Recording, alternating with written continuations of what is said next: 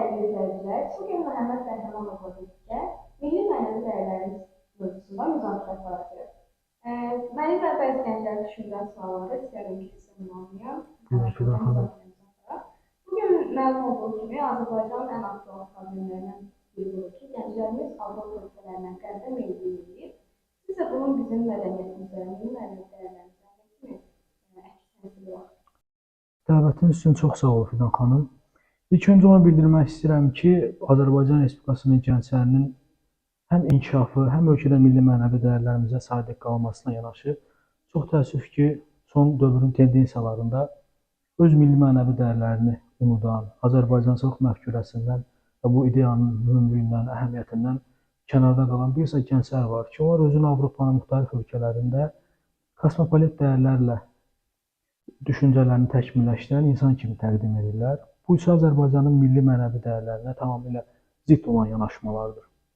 Çünki bildiyiniz kimi Azərbaycan min illərdən bəri biz öz müstəqilliyimizi, ərazi bütövlüyümüzü, dövlətçilik tariximizi, ailə institutumuzu qoruyub saxlamışıq və bu dəyərlər bizi biz eləyən dəyərlərdir. Və xatırınızdadırsa 2019-cu ilin 1 oktyabr tarixində Cənab Prezident Bakı Dövlət Universitetinin 100 illik çıxışında da bununla bağlı öz çıxışında vurğulamışdı ki, biz ənənəvi cəmiyyətdə yaşayırıq. Azərbaycan cəmiyyətində ailə dəyərləri, ailə institutu, böyük, kiçik bu məsələlər daima aktualdır, gündəmdədir və biz heç zaman bu ənənəvi dəyərlərdən kənara çıxa bilmərik. Bizim ruhumuzda, kökümüzdə bu ata-babalarımızın bizə qoyduğu yadigarlardan biri də məhz bu fundamental dəyərlərdir və çox təəssüf ki, bugün bu gənclərin bu istiqamətdə özlərini aparması, o istiqamətdə bir sıra tədbirlərə qoşulması çox mənfaat kimi dəyərləndirilir. Çox sağ olun. Sizcə bəs indi hansı biz dəyərlərimizi itirdikdə bu dəyərlərin itirilməsinin səbəbi nədir? Bu dəyərlərin səbəbinin itirilməsi bizim baxış bucağımızdan, görmə bucağımızdan asılıdır. Əgər biz xüsusilə də müasir dövrdə müxtəlif sosial hadisələrə, sosial proseslərə öz fərdi bucağımızdan və ya milli maraqlar bucağından baxsaq, təhlil etsək, müxtəlif qarşımıza mənzərələr açacaqdır. Əgər bizim görmə bucağımız 90 dərəcə və onun altında olarsa, biz hadisələri daha kör, iti, analitik təhlil aparmadan görəcəyik. Amma biz hadisələrə müxtəlif prizmalardan baxsaq, yəni aşağıdan yuxarı yox da, yuxarıdan aşağı baxsaq, onda biz mənzərələri daha geniş şəkildə görəcəyik. O ki, hansı dəyərlərimizdir? Bugün çox təəssüf ki, sosial şəbəkənin əlçatanlığı və insanların internetdən, sosial şəbəkələrdən, mediadan, əlində olan informasiyadan lazımi şəkildə təyinatlı istifadə edə bilməməsi insanların həm xarakterlərində, həm onların kimliklərində, cəmiyyətdə ünsiyyət quruculuğunda, hətta yeri gəlsə ailə dəyərlərinə çox ciddi laxlamalara, boşluqlara səbəb çıxardır.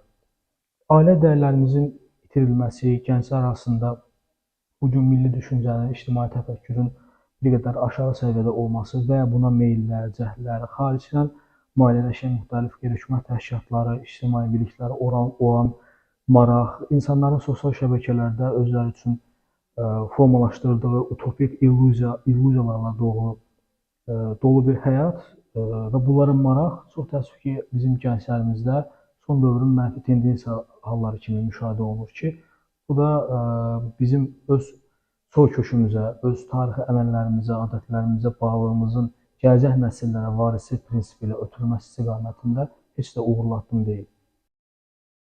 Həqiqətən çox haqqlısınız. Bilgilərinizə haqq qazanıram. Bugün Azərbaycan öz adət-ənənələrini, milli mənəvi dəyərlərini gələcək nəsillərə ötürmək üçün hansı işləri görür? Bildiyimiz kimi müxtəlif ədəbiyyatlarda istər dəyərlər, istər mənəviyyat lokal, regional, hətta qlobal kontekstdə təhrif olunur. Çox zaman biz milli mənəvi dəyərlərlə, mənəviyyatla əxlaqı bir-birindən ayıra bilmirik, səhv salırıq. Onu bildirmək istəyirəm ki, ilk öncə mənəviyyat düşüncəyə, dəyərlər isə əxlaqa uyğun formalaşdırılır. Yəni onun ölçüsü, ölçmə komplementi məhz bu detallardır.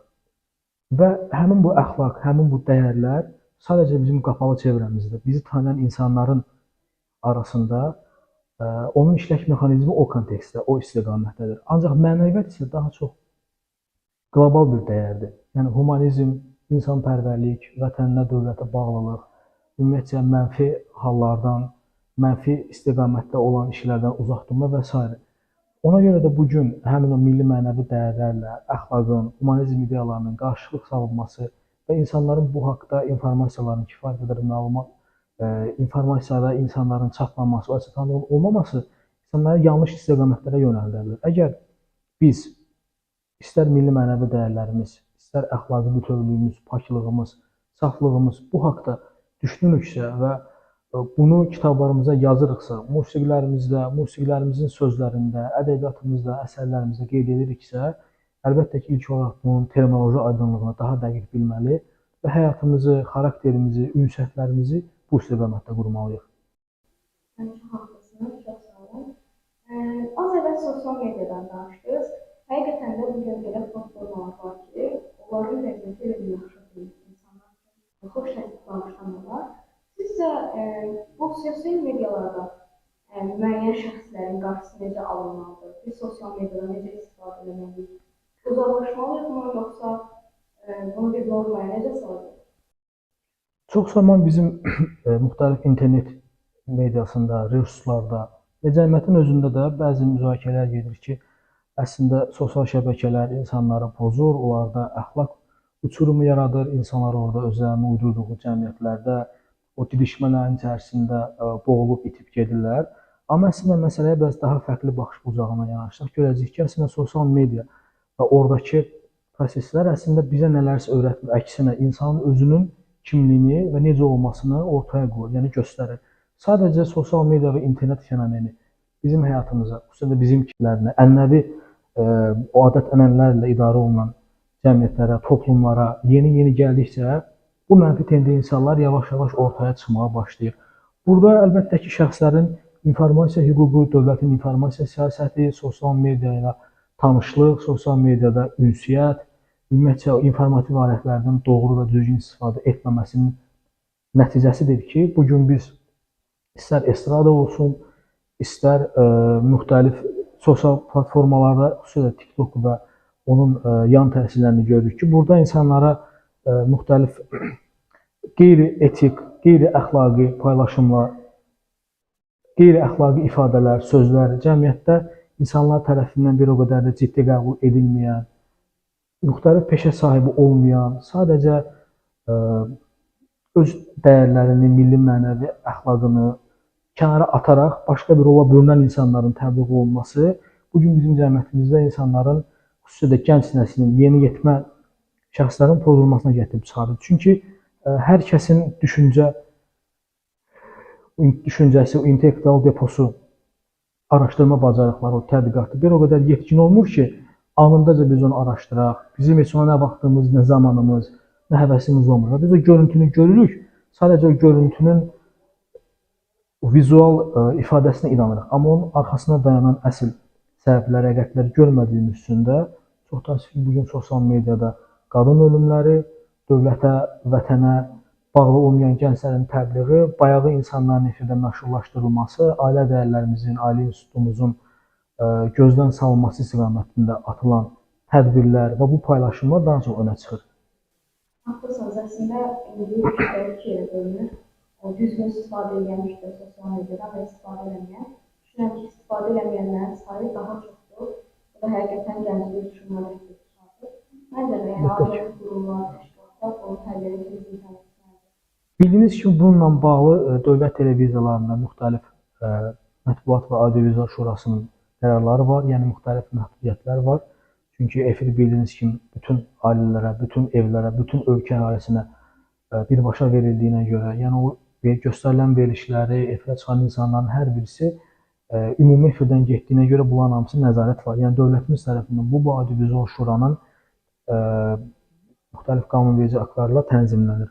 O ki qaldı internet resurslarında, internet TV-lərində və digər sosial şəbəkələrdə bu artıq qlobal bir problem bəla olduğu üçün bunun tənzimlənməsi beynəlxalq qanunverici ilə tənzimlənir və Azərbaycan sadəcə burada müxtəlif preventiv tədbirlər görə bilər. Əslində burada dövlətdən daha çox insanların, müxtəlif qeyri-hökumət təşkilatlarının, institutlaşmış, ixtisaslaşmış orqanların bununla bağlı cəmiyyətə müxtəlif maarifləndirici videoları çəkməyi, aşılamağı, bununla bağlı gənclərə məlumat vermələri önəmlidir ki, qoy gənclər bu səhv addıma, səhv yola getməsinlər. Bu həm onların şəxsiyyət uçurumunun qarşısını alır, həm də bizi yaşadan milli mənəvi dəyərləri, o ailə institutumuzu, əxlaqımızı, kimliyimizi, ünsiyyət quzurumuzu daha sıx, stabil və individual saxlayır. İnşallah ki, bu negativ halın qarşısını bizdən almaz. Musiqimizə toxunmaq istəyərdim. Bugün elə janrda musiqilər var ki, əsasən bunu gənclər dinləyir, içərisində intihara aid, narkomaniya, sözlər görülür, bəzən bunu cəlb etməkdir. Bugün milli musiqimiz sizə niyə az dinlənilir? Məncə indi hansısa gəncin telefonuna baxsaq, 5 dənə, 3 dənə milli musiqimizi taparıq və tapmaq. Sizə niyə belədir? Milli musiqinin mədəniyyətimizə belə götürülür. Bildiyimiz kimi biz Azərbaycan dövlətinin və Azərbaycanlıların qədim Türklərin çox zəngin musiqi adət-ənənəsi var. Biz bunu Kitabi-Dədə Qorqudda da görmüşük, biz bunu Koroğlu dastanında da görmüşük. Manas boyundan tutmuş bütün türk dövlətlərinin Ergenekon olsun, bütün o dastanlarda, bütün ədəbi əsərlərdə insanın ruhunu oxşayan, insana humanist ideyalar aşılayan, insanın ruhunu paklaşdıran, saflaşdıran musiqiləri biz zamanla kitablarda onun adını eşitmişik, onun haqqında məlumat almışıq. İndi isə artıq internet, media, sosial media zamanıdır, dövrüdür və biz bunları asanlıqla müxtəlif platformalardan dinləyə bilirik. O ki qaldı, sizin verdiyiniz suala, bax bizim hamımızın bildiyim 1960-cı ildən bu tərəfə Azərbaycanın istər retro musiqisi, istər klassik musiqisi və bu istiqamətdə yazılan mahnılar, mahnılara bəslənilən sözlər və bizim o zəngin musiqi hissimiz çox təəssüf ki, bugün özünü davam etdirə bilmir. Çünki dünya dəyişir, münasibətlər intensivləşir, musiqi bazarında yeni tendensiyalar var. İnsanların, gənclərin həmin o musiqilərə marağı yoxdur. Əlbəttə ki, bunu ümumiləşdirmək olmaz. Marağı olan gənclər bu əsərləri dinləyirlər, ona qulaq asırlar da.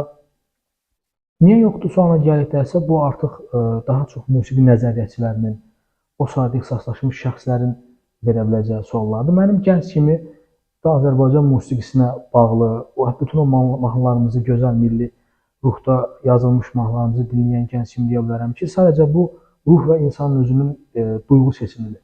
Yəni insan öz oxuduğuna, ünsiyyətdə olduğu insanlara, içərisində olduğu mühitə uyğun olaraq düşüncəsi, musiqi zövqü formalaşır və insan da bu formalaşdığı ənənələrlə, o formalaşdığı kodekslərlə, o genetik kodlarla bu istiqamətdə özünə uyğun, öz düşüncəsinə, öz təfəkkürünə biçilmiş musiqiləri dinləyir. Əslində bizdən bu qədər. Hər bir insanın həyatda bir borcu olur, müəyyən borcular və borcları. Bizim də mədəniyyətimizi qorumaq, milli mənəvi dəyərlərimizi qorumaq bizim bir borcumuzdur. Bunu qoruyub həm də gələcək nəsillərə ötürmək bizim borcumuzdur. Əlavə etmək istədiyiniz nəsə yoxdursa? Borc məsələsinə toxundunuz. Bütün borclar xüsusilə hüquq ədəbiyyatlarda və hüququn gözündə, xüsusilə mülki hüquqda qaytarılma prinsipindən çıxış eləyir. Bir tək borc var ki, ona ödənmir, nə qaytarılmır, nə onun ekvivalenti yoxdur. Bu da vətən borcudur, vətənə sədaqət borcumuzdur. Ümid edirəm ki, bizim gənclərimiz, elə biz yaşda, biz düşüncədə, müxtəlif universitetlərdə təhsil alan gənclərimiz də bu borcun istər hüquqi, istərsə də sosial və onun fəzilət dolu mənasını başa düşər və bunu öz həyatlarında tətbiq eləməyə çalışarlar. Dəvət üçün çox sağ olun, minnətdaram.